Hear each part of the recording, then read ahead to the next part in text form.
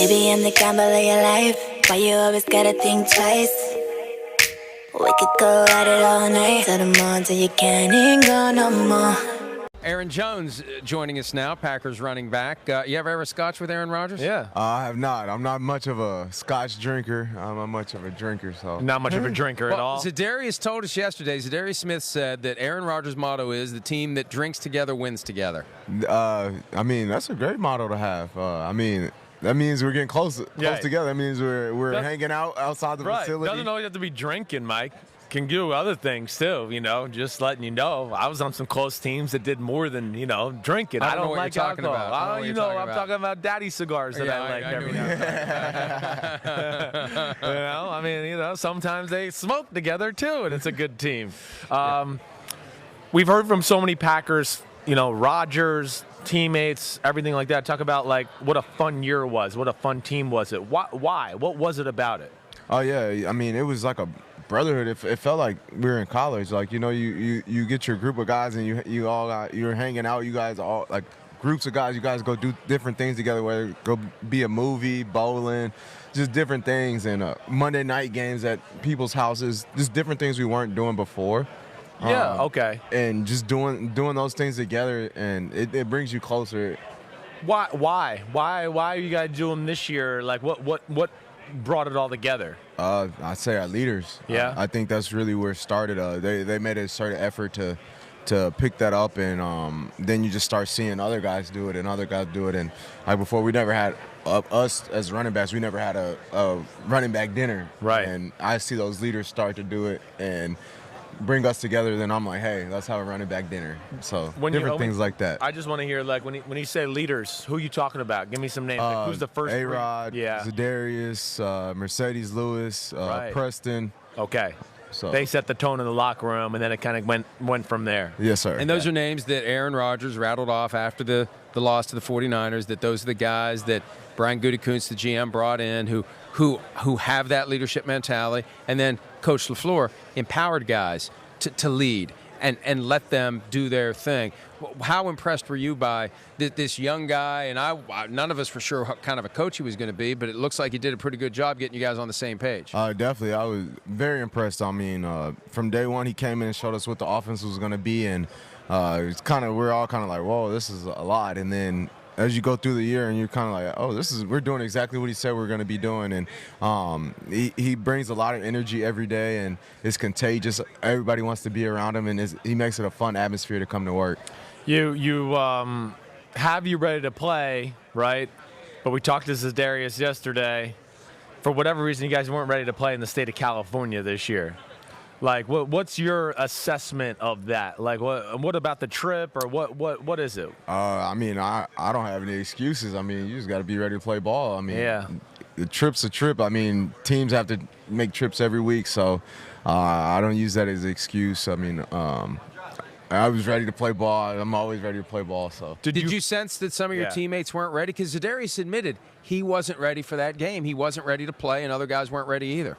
No, I couldn't sense it. I mean, all week, the energy was there. I mean, everybody felt confident. Hey, this is our second chance at this. We're gonna go back and handle business. It's not often that you get a second chance at things in life, and we get a second chance at this. So let's make it right. So, I mean, I felt like everybody had bought in and everything. So I definitely didn't get that sense. Not even pregame, you thought everything was ready to go. Yeah, not even pregame. I felt like everything was ready to go, and but they just seem to be flying around a little bit more. Right.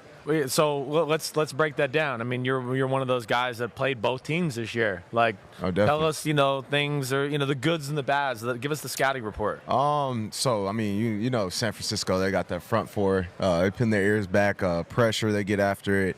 I feel like if you can kind of neutralize them, might need a tight end or back this chip. Extra pass protection. Definitely some help scheming that up. I feel like give Patrick a little bit of time and he'll be good. And then their offense, if you can stop the run, that's the biggest thing for them. If you can stop San Francisco's run game, I feel like it make Jimmy Garoppolo beat you. Right. He's capable, but make him beat you. Yeah. I feel like that's the key. Do you think the Chiefs can stop the run? You had 67 yards against Kansas City, which, that's about as well as anyone's ever going to do against Aaron Jones. Do you think they can replicate that against the 49ers? I don't know. That's a great question. I think it's definitely possible. Because they do fly around on the defensive side, and you see it on San Francisco side as well. In the playoff time, it's just amped up. I mean, the lanes are a lot tighter.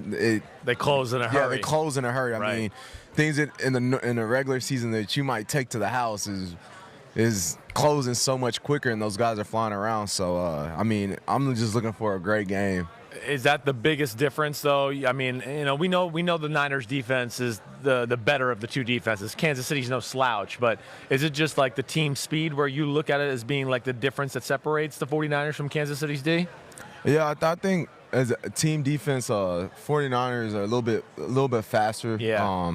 Just all around, they just fly. I mean, they fly. I mean, right? Their linebackers are like not as fast as you, but they're close. They're close, and I mean, you'll see their defensive end making a play, and by the time he's ready to get up and celebrate, the safety's down celebrating with him, and you're like, and it's contagious, and it gets you hyped. Like if you're on their sideline, and you love to see things like that. So, if they can neutralize that, I feel like it would be good. Do you feel like you get enough credit for what you did this year? You had 19 touchdowns. 19. No, sir. I definitely don't. But I'm used to being slept on. It's something. Didn't go to the Pro Bowl. Didn't go to the Pro Bowl, but it's something like I'm used to. So just continue to work, put my head down, and let that mountain on my shoulder continue to grow higher. I will say this, though. At one point during the season, Aaron Rodgers goes public and says Aaron Jones should be getting MVP consideration. How's that feel? That's my quarterback. Yeah. No, that felt great. I mean, coming from a future Hall of Famer, MVP himself, like,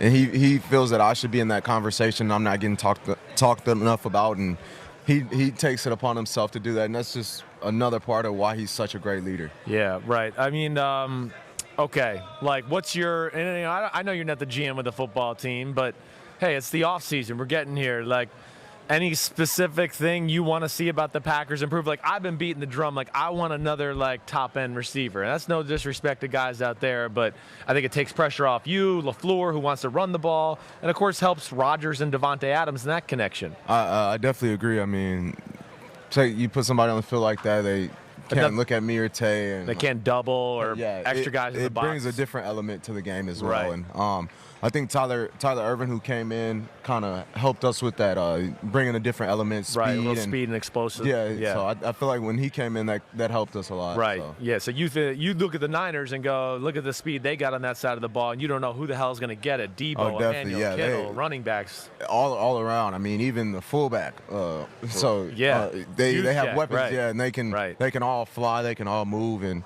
athletic. Right. You know, so much about the 2019 season came down to Week 17, Sunday Night Football, 49ers and Seahawks.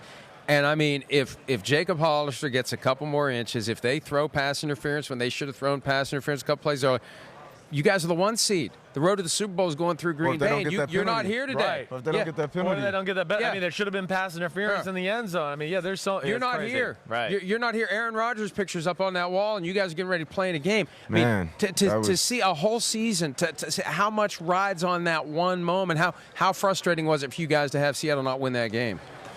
I mean, it wasn't frustrating. I mean, we knew we were going to have to. If San Francisco is going to be in the championship, they're going to be here regardless. You want to come to Lambeau Field, though. Definitely. We wanted everything to go through Lambeau, so that was the only thing that was a little disappointing. But once we found out, hey, it's going to go through San Fran, we kind of already knew that once we lost there early in the season. Some of the guys had already said it, hey, we're going to have to go there back again. Yeah, we're going to come back, and we're going to beat them, and it's going to be different this time. And it didn't happen, but we did end up going back. Yeah, but you were aware of it. So who's your pick for Sunday? I honestly you see both teams. I honestly just want to see a good game. I have Patrick Mahomes is my boy, Jeffrey Wilson is my boy, so both different teams. So I just want to see a good game. Oh, yeah, come on. You and that crap, you know. I do want to see a good game. No. I mean, I play both of them in. Can we get the Jones family to come up here? Come on, Jones family, first off, because I want you to say this. Like, your parents, this is the second time I've been around you. I know they're an integral part of your life. Like, definitely. And definitely. I know your dad's got the military background. I've met Bro before out in San Francisco. right? Welcome by. How are you? Was Dad the kind of guy like when you messed up, he was like, "All right, hit the ground, give me 20." Like, was that your kind of punishment you had to deal with, Dad? Him and my mom was in the Army as well, so. Okay, ready to crack that whip, Mom. Hello, how are you? Chris. Nice to meet you. So you guys go to every game?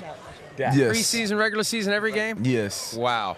They're always there, so I make sure I look at that ticket and make sure I know where they're sitting at, so Oh, I come can, on, get in. I can always find them. Damn, I didn't know you got the whole crew. You got the posse here. I mean, you got everybody. It's unbelievable. Mom, sister, brother, dad, aunt, uncle. Awesome. All right. Well, Yeah. it's great having you all here. That's a great support system. It really is. Definitely. Wait, so like when he acted up bad, right? All right, if he did like bad grades, something like what'd you make him do? Like what I mean, what was the punishment in the Jones house? Right, he don't get back. He doesn't. Oh, so that wasn't an option. No, the punishment was you not playing sports. Okay, so grades were gonna come. All right, and then what if he acted up or talked back to Dad? Maybe like what was that? never happened. Never happened. Damn. So They trained us well at a young age. apparently they did. Yeah, he didn't get. With them two. Well, with them two, get on each other's nerves because they got that twin thing going on. Right. My wife came up with this form of discipline. She called it love therapy, and she made them hold hands wherever they went. I love it. 16 years old, holding hands in the Wait, mall. well, can you do it? Let's see. I want to see what it looks like. Little just to love make therapy. Sure. Jones brother, twin love how therapy. cute! There Oh, we you're so go. cute, you two. You're so cute. So when mom's not looking, that's what we do. We hold each other's wrists. Right. That's awesome. Hey, it's great. Thanks you all for coming up, Aaron. Great talking to you. Congratulations. 19 touchdowns. Folks, he had 19 touchdowns. Give these guys some credit. Yeah.